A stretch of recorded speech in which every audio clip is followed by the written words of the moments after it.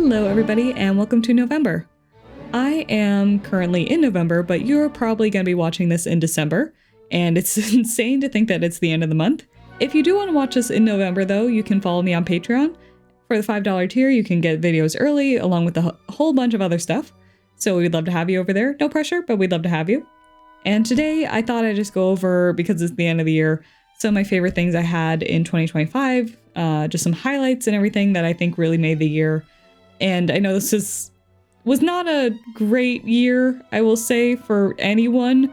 I'm not trying to like brag and be like, my life is so good, but I did want to try and focus on the positives from this year, just because if I don't, I will probably cry. So I hope you all enjoy this video, and please share what some highlights were for you for this year. Even if this year was really hard, I would love to hear some positives that you may have found. I think it's important to find the little things that really light you up. I think that's important when it might feel a little dark, especially in these darker days, both figuratively and literally, because I can't stand that it gets dark at 4 p.m. But here we are. Okay, and after that very long intro, let's dive in.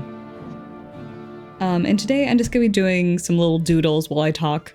If you have a creative project that you're working on, please bring it out. I'd love to do some art with you. So if you need a body double, I'm here for you to do that. And right now I am using my Louise Carmen Traveler's notebook. It's in the size Magnum. I talked about this more extensively in another video. You can go watch that for more info. But this is just one of those Moleskine K here. I don't know how to say it. But yeah, just one of those notebooks. I don't love the paper. I say this in every video. I will be probably not repurchasing it. It's not bad. It's just, I think it's meant more for pencil drawings rather than ink or pen. It bleeds through really easily, as you can see kind of here. Yeah, I like using pen when I draw, so this paper just doesn't really suit my needs personally. But if you like to draw in pencil, this might be great for you. I like that they're kind of thin and flexible. And if you're curious what pen I'm using a Slicky pen. You can get like a pack of 20 of them on Amazon. They're pretty great. Yeah, they're good thin pen. You can see that this was done in the same pen. They're really thin. They're great for writing. I prefer it for writing than drawing, but this paper doesn't hold up to anything else that I have. So this is what we're working with. And again, before we get started, I just want to reiterate that this is not meant to sound like bragging. I just want to share some things that I really loved about the year, some things that I really loved during the year, like books I liked, movies, just anything that I liked during the year. So I thought I'd get started with my career and any like creative kind of wins that I had. So I'm just gonna start here because I think a lot of you follow me because I'm an animator and I work in advertising. So I thought you'd want to hear about that early. So probably the biggest career shift I had was back in July. I switched over to a different team. I'm still at the same company, but I'm on a different team now and I'm working on some really cool projects, which was great. It was a little bit of a kind of promotion for me, which was nice. So just moving up in the world, you know. And the team's been great. I've really been enjoying the work I do. I think that advertising is really fun. I have a ton of creative freedom, which is great. And that's not everywhere, of course, but at least on my team I do. And I think I'm just very grateful for that. And then another kind of career highlight I had was in July. I got into Stanford's Continuing Studies Novel Writing Program, which was very exciting. I applied kind of last minute. It wasn't really something I was expecting to do, but I found the program the day the application was due, and I applied and got in. It was very exciting. I love writing. Writing's probably my first love as a creative and artist. I used to stay up until like 2 a.m. writing, really bad art and fan fiction and everything. As I'm sure a lot of creatives have, but writing was always at the forefront of what I do. I love story. Even in advertising, there's so much story. So I think this will be really beneficial just for my career, is also just for me to have a creative outlet that's not animation.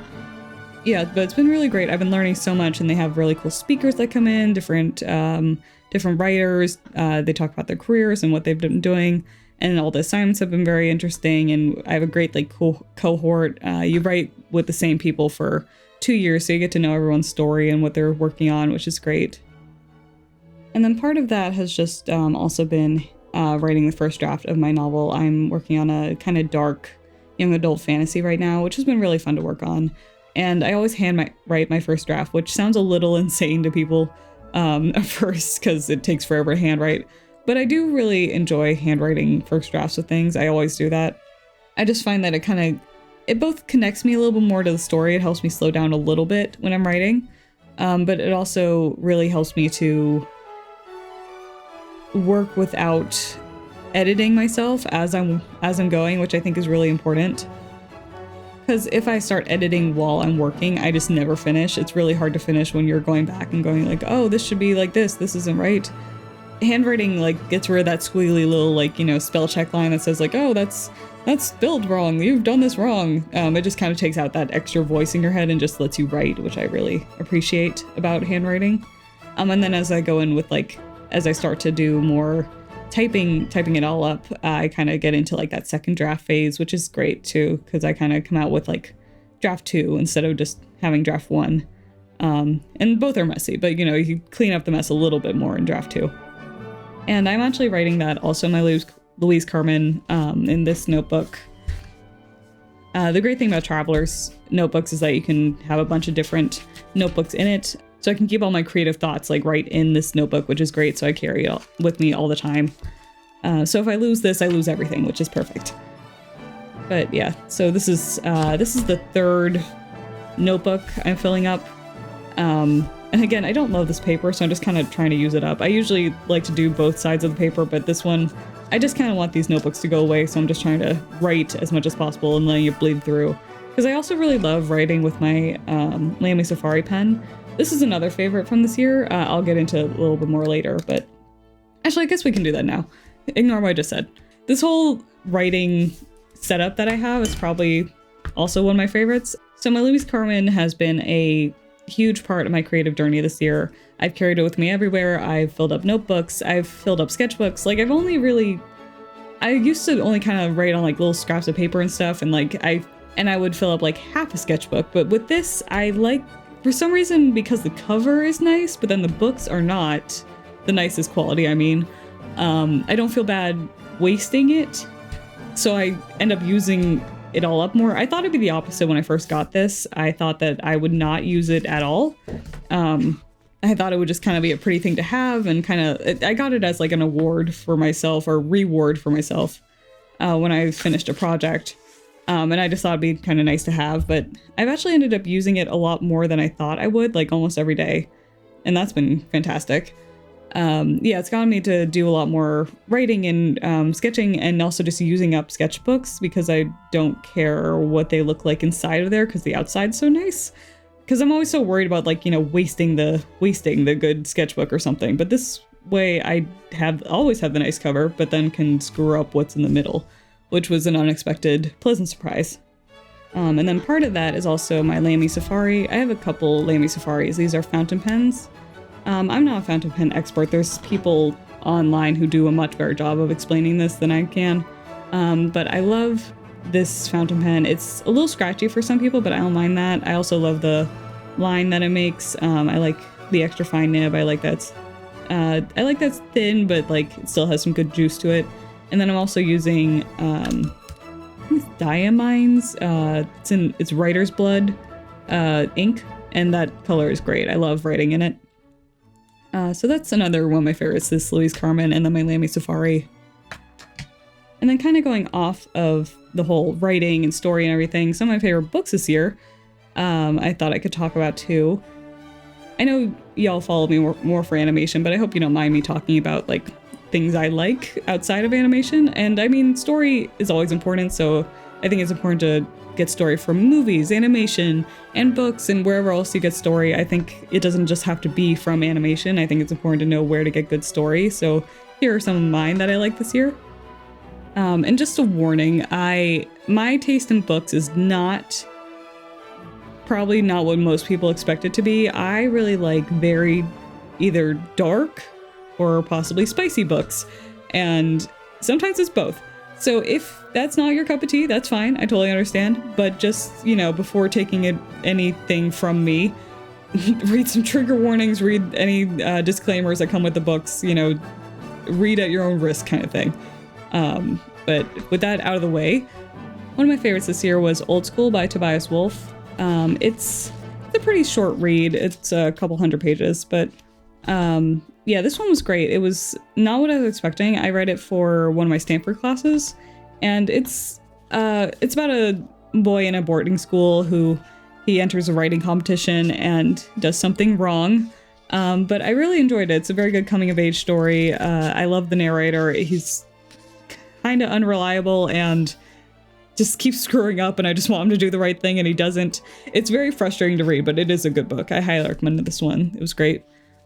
And then another book I really liked was kind of a series of books. So it's Beasts of the Briar series. And just warning, this one is spicy. I read all the ones that are out. I think there's going to be like 3 more next year. I think they're releasing them all, which is kind of insane.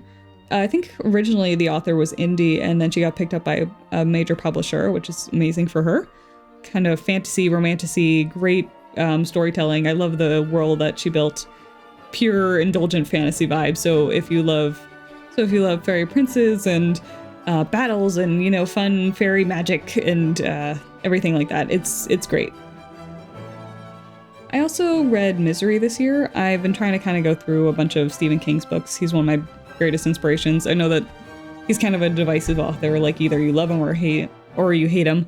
I personally am in the camp of loving his work. I find his books weirdly cozy, which I would love to emulate in my books because they're so scary, but then he has these very sweet, calm moments in there that kind of add to the scariness, but like they're so indulgently sweet and nice and cozy feeling, and I just love that about his work. And Misery is like very good if you want something kind of cold and insanely creepy, because the book is much scarier than the movie. I love the movie too, but the book definitely has a much more tense, like, oh my god, what the hell kind of feel. So if you like scary books, I'd highly recommend Misery if you haven't read it. It's also just, I love how he builds this quiet tension between the characters. There's only like 2 main characters throughout the whole thing, if you're not familiar with it, and it's insane how much tension he builds just with these 2 characters who are at odds with each other the whole time. Probably my favorite read this year was A Dowry of Blood. It's very dreamy and poetic and very angry feminism kind of book. It's about Dracula's wives, told from the perspective of the wives. And I was not expecting to like this book so much. I love a good vampire novel. I love, reading about Dracula. I love Dracula itself.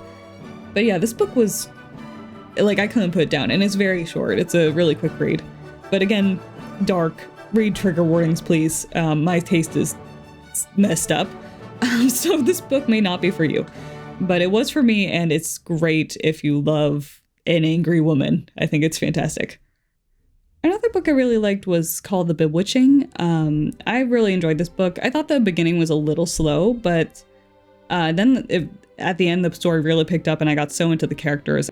It had this mix of different generations of women, and I loved how it kind of mixed them all together, and at the end they come together. It was very good. I really enjoyed this one. Also very good, like, kind of winter cozy read. It wasn't cozy itself, but it was a good one to read when it's snowing outside, I guess. And then the last one, this had a very big impact on me this year. Be Ready When Luck Happens by Ina Garten. It was her memoir.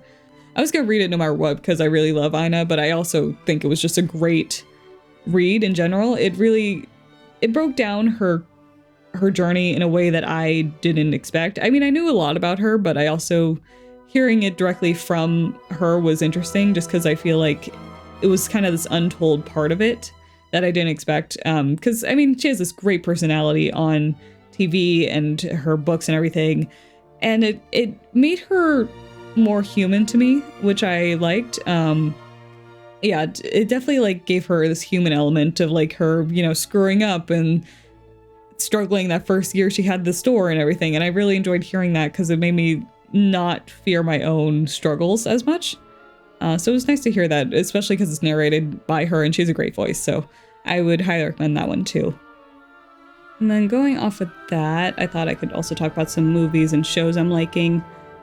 I will say I don't think that 2025 was the best year for movies. It had some really good ones, don't get me wrong, but there weren't a ton I loved. There were some very, very good ones that I did love, though, especially at the end.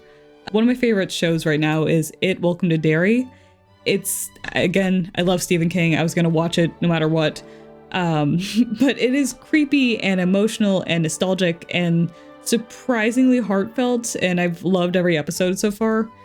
It's also, again, please, if you take any advice from me and go watch these, please look up the trigger warnings. I like very dark, creepy things, so don't just jump into whatever I recommend. Again, warning here. Okay.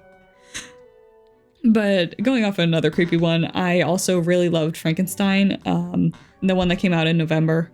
It has some really gorgeous visuals. The art direction was insane.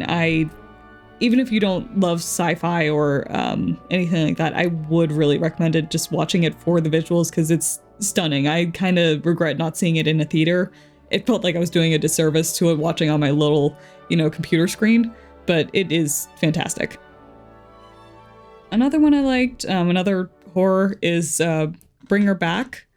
It was the same people that did Talk to Me, and I love Talk to Me. This one was definitely a little... they were both gory, but this one seemed even more disgusting. But it was really twisted and eerie and so tense the whole time. I thought it was great. And then to top it all off, I thought that K-Pop Demon Hunters was fantastic. Again, it does have a creepy element. It's definitely not the same level of scary, but yeah, K-Pop Demon Hunters was a great example of really great animation and just fun visuals, and it was so good. I've watched it like 3 or 4 times now. And if you have any books or anything that you really like this year, I would love to hear about it. I'm always looking for new movies and books to watch, so if you like something from 2025, I didn't watch everything this year, so please let me know what you saw and what you liked. Yeah, I'd love to hear any recommendations that you guys have too. And another highlight for me this year was probably just all the traveling we did. We traveled to a couple different places. The biggest one was definitely Japan.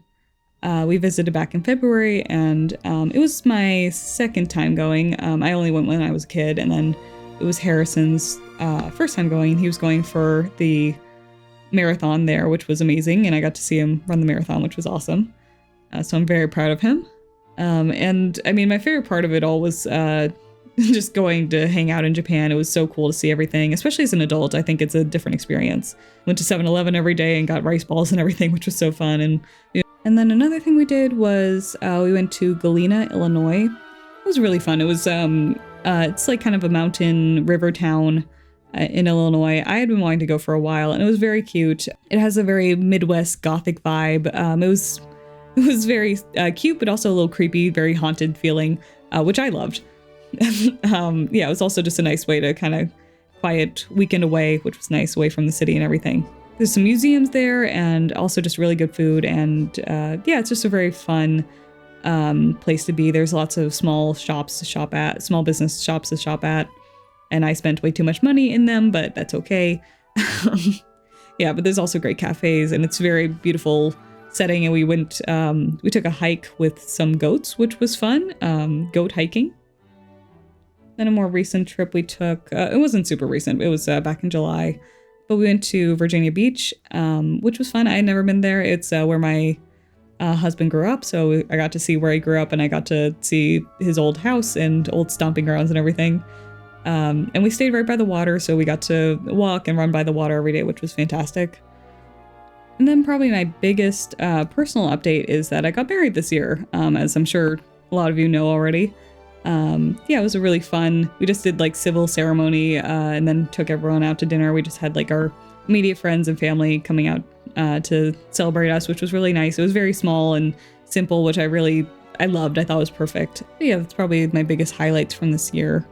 I'm sure I missed a ton, but 2025 also went by in a giant blur, and I don't really know what happened. I still don't. I'm trying to figure that out.